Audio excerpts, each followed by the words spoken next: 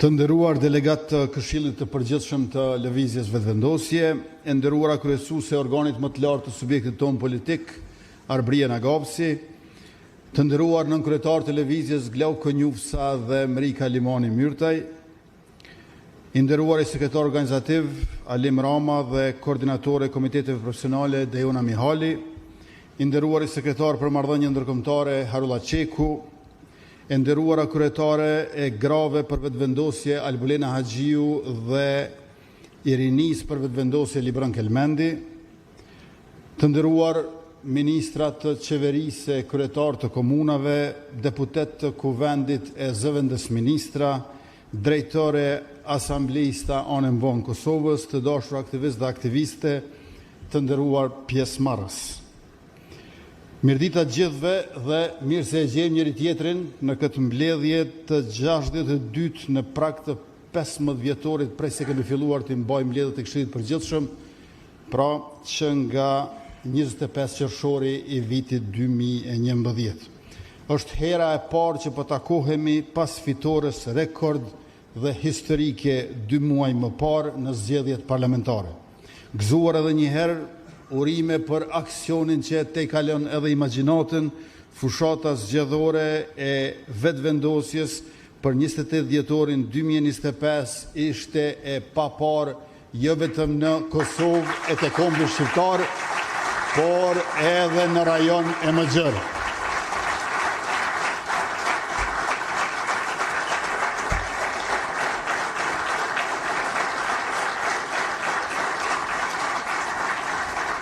Unë shpreh mirënjohjen time të thellë si kryetari i Lëvizjes për të gjithë juve këtu, për të gjithë ata e ato atje e kudo që janë për secilin e secilin, sepse ka qenë angazhim gjigant i cili na ka sjellur në këtë lartësi, të cilën mund ta kemi dëshiruar, por nuk mund të them që edhe e kemi paramenduar kollaj. Prandaj faleminderit të gjithëve nga zemra dhe urojmë të nxjerrim mësimet e mira nga fund viti 2025 për jo vetëm vitin 2026, por edhe shumë vite në vijim. Pra, ajo fitore erdhi edhe nga ajo fushat, e cila padyshim që nuk ishte thjesht një garë politike.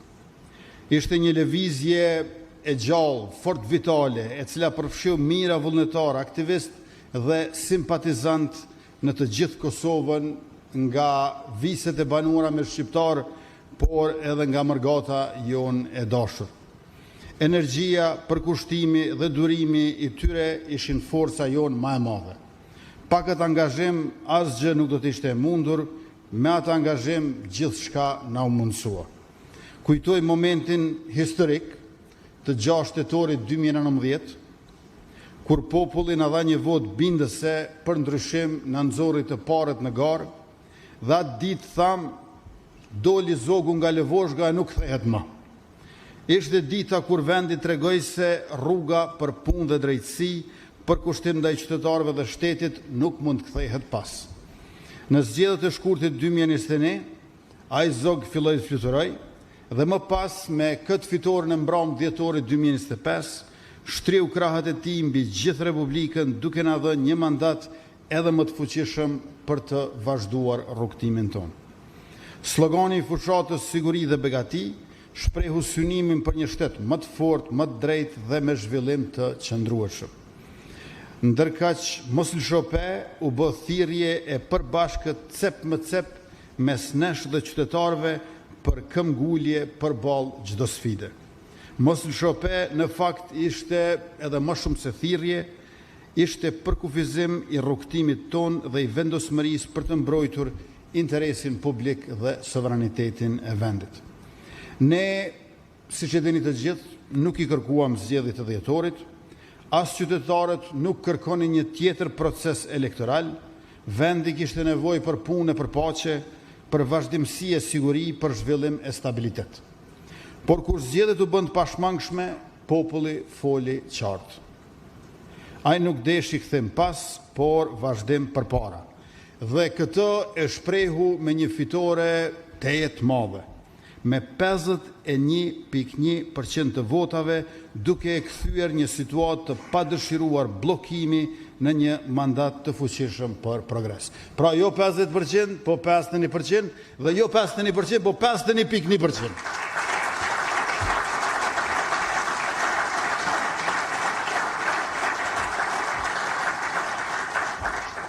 Ky numër ta ngjall figurën e Zotit me laps. 51.1%. Të dashur qytetar, të nderuar aktivist, ne I fituam këto zgjedhje me popull e për popull, me mas shumti vota për formimin e institucioneve në historinë e Republikës sonë. I fituam ato bashk në pothuajse secilën komunë, duke shënuar rritje në çdo njërin prej tyre, në 24 prej 38 komunave. E në këto 38, siç e dim, 11 janë aso me shumicë të pakicave, që do të thotë se në 24 nga 27 jemi edhe të parët edhe në ngritje. Një besim kaq I madh dhe një vendosmëri kaq e fortë na përull dhe na obligon të punojmë për të qenë lartësinë e pritjeve që qytetarët kanë për ne. Ky rezultat nuk na bën më të fortë përballë kundërshtarëve politik, por na bën më të përgjegjshëm para qytetarëve të vendit tonë. Kjo fitore nuk është vetëm e një individi, as e vetëm një ekipi, por e shumë ekipeve të tëra që punuan pa u lodhur për të sjellë punë dhe drejtësi për secilin qytetar. Kjo fitore e jona ka një rëndësi edhe numerike edhe politike. Numerikisht, rikthimi me mbi 51% të votave pas një mandati të plot tregon se qytetarët vlerësojnë punën konkrete zhvillimore, progresin shoqëror dhe stabilitetin institucional. Kurse politikisht, zgjedhjet e 2025-s nuk ishin vetëm një garë mes partive, ato ishin një referendum për vazhdimin e reformave, për forcimin e sovranitetit dhe për zhvillimin e ekonomisë. Ky rezultat konfirmon se fuqia në Republikë buron nga qytetarët. Ata vendosin, ata kontribuojnë dhe ata krijojnë standarde të reja për qeverisje. Kjo fitore është një mesazh se vendosmëria dhe përkushtimi triumfojnë mbi sfidat dhe pengesat politike. Ky triumf nuk është vetëm sukses elektoral, ai është shprehje e një etje të thellë për drejtësi sociale, rritje ekonomike dhe qeverisje të ndershme. Shënon fillimin e një etape të re të ndërtimit, duke I dhënë qeverisë legjitimitet të fortë për të vazhduar projekte strategjike dhe për të forcuar pozitën ndërkombëtare të vendit. Kjo fitore na obligon që të shndërrojmë besimin e qytetarëve në rezultate konkrete për secilin qytetar, në cilën do komunë, në secilin familje. Për këtë mandat të ri, falenderoj çdo njërin qytetar që votoi. Të gjithë atyre që na besuan, u jam mirënjohës për vetdijen dhe përgjegjësinë që treguan për Republikën dhe për të ardhmen tonë të përbashkët. Ju faleminderit përzemërsisht.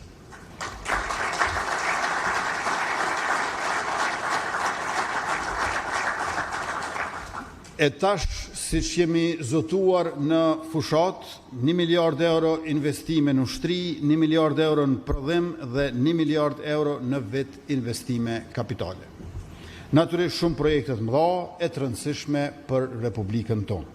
Me investimet në mbrojtje, duke rekrutuar ushtarë të rinj dhe duke zhvilluar industrinë ushtarake të Kosovës, vendin tonë e bëj më të sigurt dhe veten tonë partner më të besueshëm për aleatët tonë.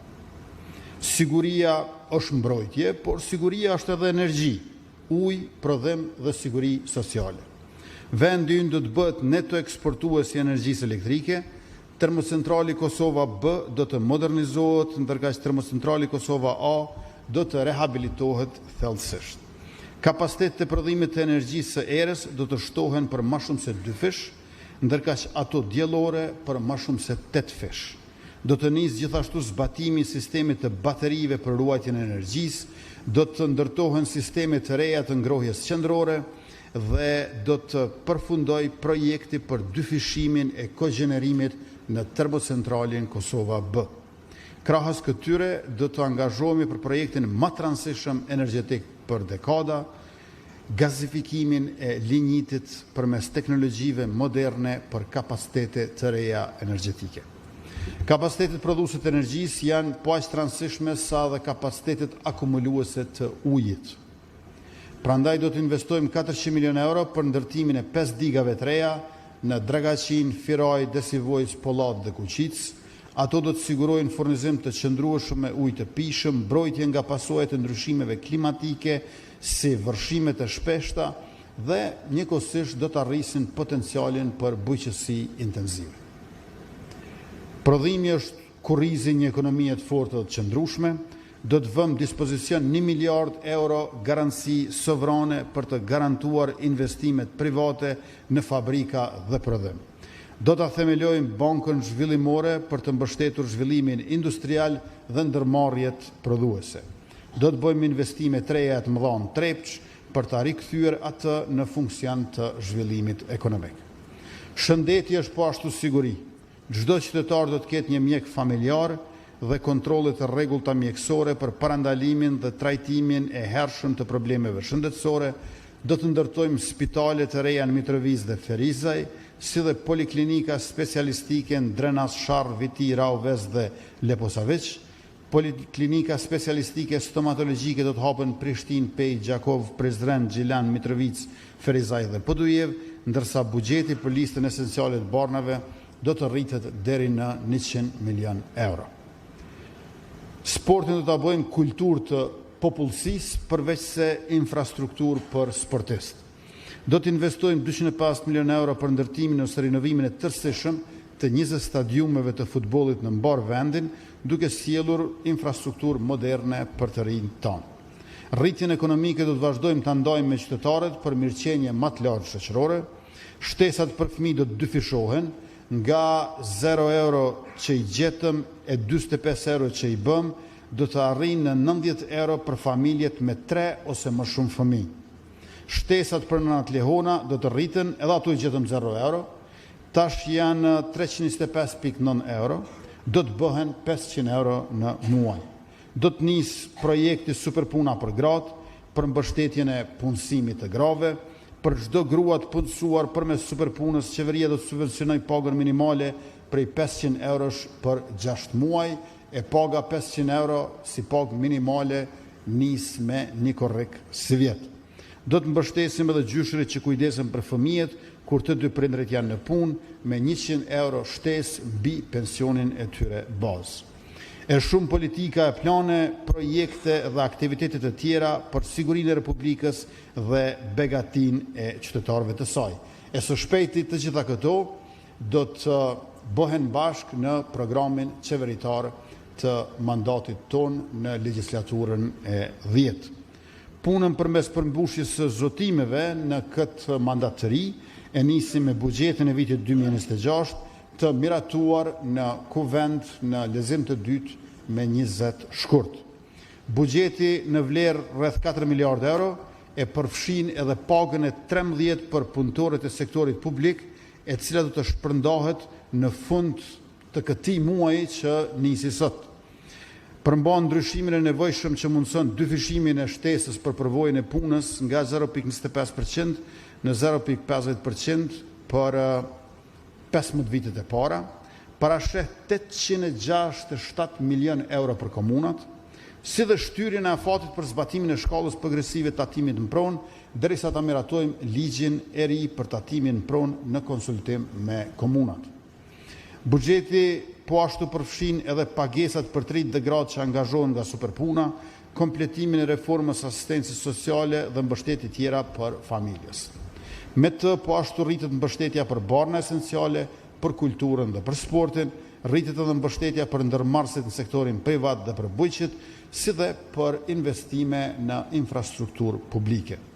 Pas kalimit të 3 marrëveshjeve ndërkombëtare me Bankën Botërore dhe sidomos planit të rritjes Bashkimit Evropian, që gjithsej e tejkalojnë vlerën prej 1 miliard euro, që të fillojmë të qeverisim shpejt, e mirë, e mbar, na ka ngelur edhe çështja e zgjedhjes së presidentit. Andaj, të nderuar delegat të Këshillit të Përgjithshëm, më lejoni disa fjalë rreth kësaj çështje, për të cilën tashmë nuk kanë mbetur edhe shumë ditë. Pas formimit të qeverisë, kemi filluar angazhimin intensiv për këtë proces, duke pasur parasysh kohën e shkurtër që kemi në dispozicion, por gjithmonë pa harruar faktin thelbësor se për zgjedhjen e presidentit nevojiten 80 vota në kuvend. Kam qenë plotësisht i vetëdijshëm se lëvizja vetëvendosje e vetme nuk i ka 80 vota. Për këtë arsye, menjëherë kam vendosur kontakte me liderët e dy partive më të mëdha opozitare, me qëllim që të diskutojmë për mënyrat e tejkalimit të kësaj sfide në mënyrë institucionale dhe të përgjegjshme. Takimet kanë qenë konstruktive dhe fillimisht ka qenë një pajtueshmëri se vendi ka nevojë për një figurë unifikuese.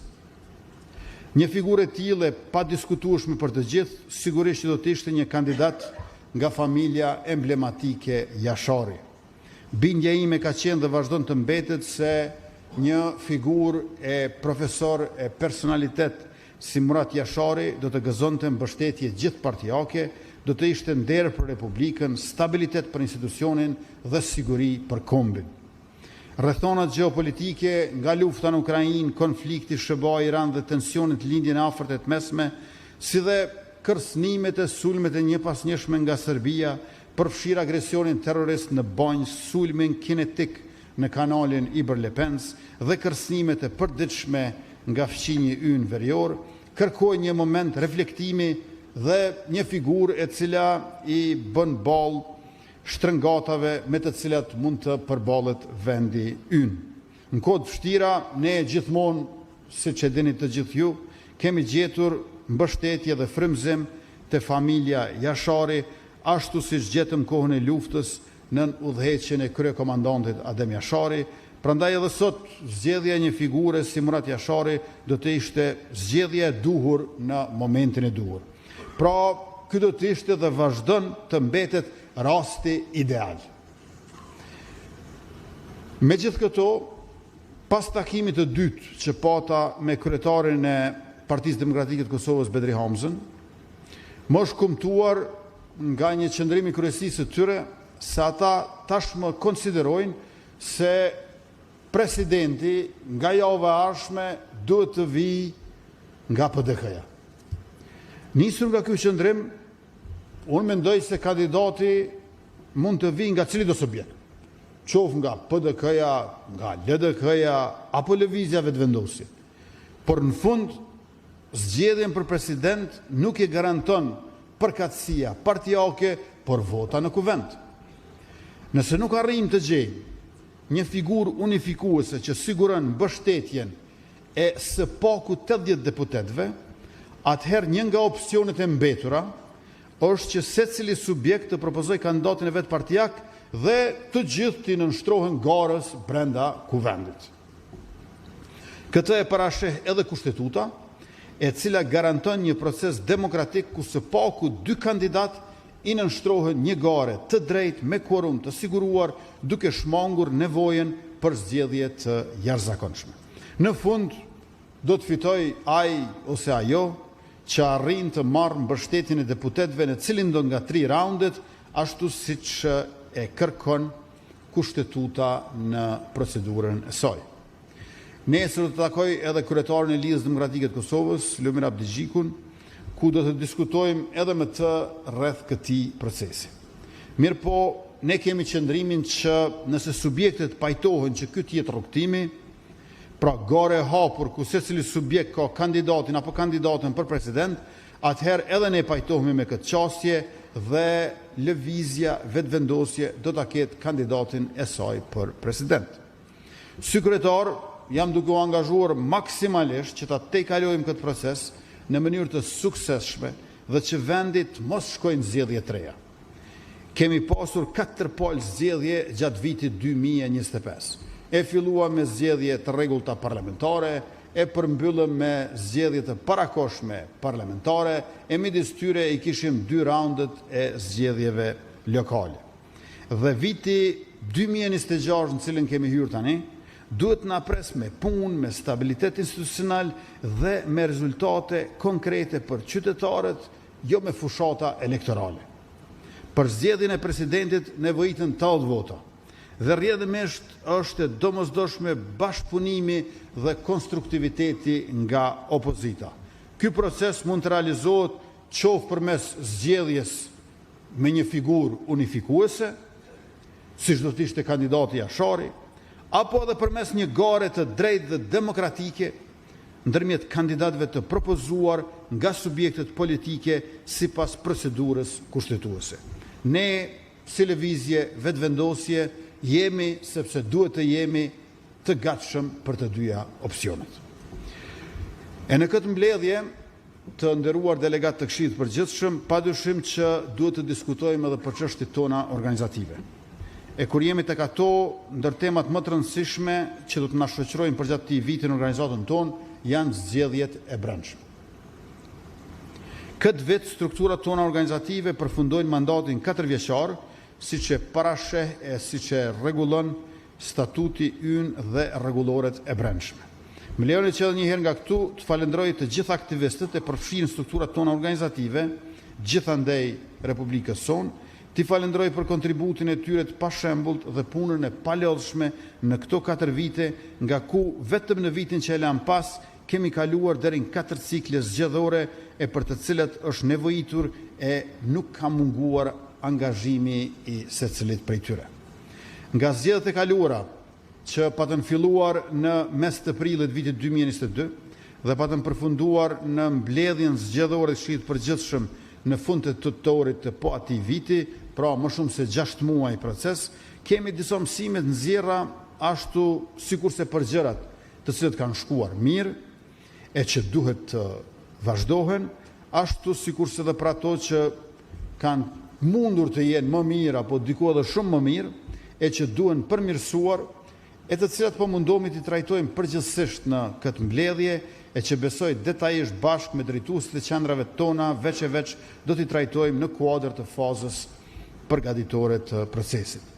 Sa i përket shtrirjes së strukturës në përvendbanimet e banueshme, procesin zgjedhor të kaluar e patëm përfunduar me gjithsej 487 pika të themeluara, gjithandej qendrave tona në Kosovë, për shkak të kohës së kufizuar të procesit për zgjedhjet në nivelin e parë organizativ, por edhe me idenë që më vonë do të vazhdonte shtrirja e mëtejshme në vendbanimet ku nuk u patën organizuar mbledhjet zgjedhore.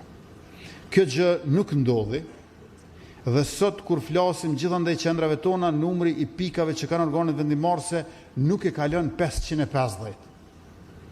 Ndërkohë që dihet që në Republikën tonë ka përgjithsisht si vendbanime të banueshme rreth 900 sosh. Në këtë drejtim, por edhe në gjitha planifikimi që do t'i bëni në qendra për procesin e zgjedhjeve të brendshme, është shumë me rëndësi që ta keni parasysh raportin e detajuar nga regjistrimi i popullsisë i bërë nga Agjencia e Statistikave të Kosovës dhe i publikuar në dhjetorin e vitit 2024. Sa i përket përfshirjes së antarësisë, në pikat ku në vitin 2022 pa të organizuar procesi zgjedhor, bënin pjesë 35.772 antarë. Ndërkohë që në organizatën tonë edhe atëherë kanë qenë të regjistruar rreth 60.000 antarë. E pjesëmarrja e antarësisë në mbledhjet zgjedhore ka qenë akoma më e vogël se 35.000, ku kanë pasur ftesën për të qenë proces. Është shumë e rëndësishme që në mbledhjet tona zgjedhore në përlagjet e fshatrat e komunave të thirrën që të gjithë të takohen paraprakisht. E jo vetëm një mbledhje zgjedhore merren përgjegjësi, por ajo mbledhje zgjedhore kurse si nuk do të jetë e para apo të mbetet e fundit e një pike, sikurse edhe që fatkeqësisht ka ndodhur në të kaluarën. E kemi parë edhe nga procesi zgjedhor, sidomos ai lokal, që është domosdoshme një strukturë e qëndrueshme dhe funksionale në bazë, pra në pika. Sa i përket strukturave të organeve të ndërvarura, GVV dhe RVV. Në zgjedhjet e kaluara për herë të parë, që nga këshillat e pikave të kryesitë të qendrave, te këshillat e qendrave, tek ato e krahas tyre kemi patur organizimin e 2 organizatave të ndërvarura brenda lëvizjes vetëvendosje, gratë për vetëvendosje dhe rinia për vetëvendosje. Edhe kur patëm propozuar e realizuar themelimin e këtyre dy forumeve atëherë, por edhe tash jemi të bindur që kemi bërë një hap përpara drejt organizimit të mirëfillt e më të konsoliduar të dy kategorive fort të rëndësishme të shoqërisë tonë, grave e vajzave, të rijve e të rejave. Veç ndihmës e organizimit më të lehtë në qendra, ky organizim ka ndihmuar edhe në aspektin e marrëdhënieve tona me organizatat ndërkombëtare, ku në shumë prej tyre avancimi ynë dhe përfshirja si subjekt politik ka qenë më i qasshëm e më i lehtë. Vlen theksohet nevoja për organizim më solid e punë më të madhe në terren, veçmas në shtrirjen e organizimit në qendra të këtyre dy kategorive. Suksesin e të ardhmen i lëvizjes vetëvendosje varet më së shumti prej suksesit të GVV-s e të RVV-s. Nuk është mirë që në përfundim të procesit arshëm zgjedhor të ketë ende qendra, siç ka tani, që nuk kanë drejtues të këtyre dy organizatave të ndërvarura brenda tyre. Për këtë nevojitet edhe më shumë punë e angazhim, më shumë gatishmëri e ndihmë, më shumë përfshirje edhe nga niveli i tretë organizativ, nga aktivistët e rinj, nga aktivistët gra e vajza që bartin edhe funksione të rëndësishme në institucionet lokale e ato shtetërore. Debatet e brendshme duhet të shterren para fillimit procesit, që të mos reflektohet në procesin e brendshëm zgjedhor. Çdo hatërmbetje nga proceset pararendëse zgjedhore elektorale në për të cilat kemi kaluar, duhet të zhvillohet paraprakisht një proces reflektimi, diskutimi e më pas dakordimi brenda strukturave përmes takimeve sqaruese dhe debateve në mënyrë që pakënaqësitë të mos trashëgohen nga një cikël zgjedhor te tjetri e të shkojë i tërë mandati për menaxhimin dhe trajtimin e tyre. Para proceseve zgjedhore formale duhet të bëhet punë përgatitore me antarësinë, identifikim i figurave me potencial elektoral dhe përfshirja e tyre brenda strukturës. Kryesit duhet të punojnë në mënyrë aktive për të përfshirë përfaqësim më të gjerë territorial e gjinor, profesional e shoqëror. Procesi i përditësimit të antarësisë duhet të jetë real dhe detyrë kryesore e pikave dhe qendrave përgjatë kësaj faze përgatitore. Sa i përket planifikimit të procesit, sikurse çdo herë, pas orientimeve që do të ketë nga kryesia, KZP-ja dhe sekretari organizativ do të përpilojnë planifikimin e kalendarit zgjedhor për zgjedhjet e brendshme që përfshin 3 faza. Faza e parë janë zgjedhjet në nivelin e parë organizativ pikat. Faza e dytë zgjedhjet në nivelin e dytë organizativ, kryetarët e qendrave, kryesitë e qendrave. Dhe faza e tretë zgjedhjet në nivelin e tretë organizativ, ku e kemi Këshillin e Përgjithshëm dhe kryesinë e kryetarit. Procesin zgjedhor duhet të mbyllet deri në fund të këtij viti, e fillimin e tij orientimisht ta kemi përgjatë javës së lëvizjes në muajin qershor, përkatësisht ndërmjet datave 10 dhe 17 qershor. Nga përvoja e zgjedhjeve të kaluara, zgjedhjet në vit zgjedhor zgjasin më shumë se gjysmë viti, por suksesi i tyre varet shumë nga puna përgatitore parazgjedhore. Ky vit zgjedhor le të shërbej për sa më shumë gjithëpërfshirje të anëtarëve e të aktivistëve brenda organizatës për një organizim sa më të fortë, e më të gjerë e solid të strukturave tona organizative, e krahas zgjedhjeve të brendshme, sigurisht që nuk duhet të anashkalojmë, teksa dhe përgatitemi fokusi të çështjet lokale, adresimin e çështjeve nga baza, opozitarizmin e fortë në komunat ku jemi në opozit, e ndihmën e madhe që organizata duhet ta jap tek ekzekutivi në komunat ku ne qeverisim. Jam i bindur që suksesi në zgjedhjet e ardhshme lokale për komunat gjithandej Kosovës do të varet më shumë prej zgjedhjeve të brendshme si vjet, sesa prej fushatave që do t'i bëjmë në vitet e ardhshme, atëherë kur do të jenë zgjedhjet për komunat e Kosovës sërish. Më lejoni që edhe një herë ta shprehi si kryetari i lëvizjes, si kryeministri i Republikës, falënderimin tim personal për të kryesisë së lëvizjes, për mbështetjen e palëkundur, për përkrahjen e pa rezervë që na keni dhënë gjithandej tërkohën të gjithë secili prej juve. Angazhimi është i yni dhe i përbashkët, kontributi është për popull e shtet, për kombë e për shoqëri. Përgëzime edhe njëherë për punën dhe rezultatin, urime edhe njëherë për fitoren dhe sukseset. Faleminderit për zemërsisht të gjithë.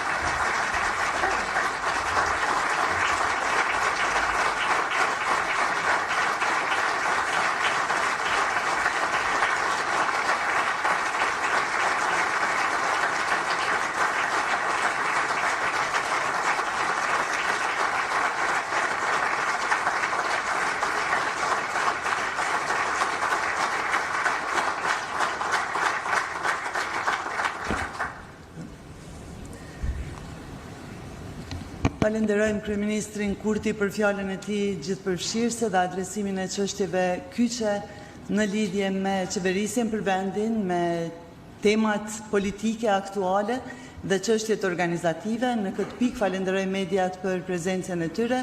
Shkëpusim transmetimin online dhe ju ftoj për një pauzë 20 minutë, ndërkohë që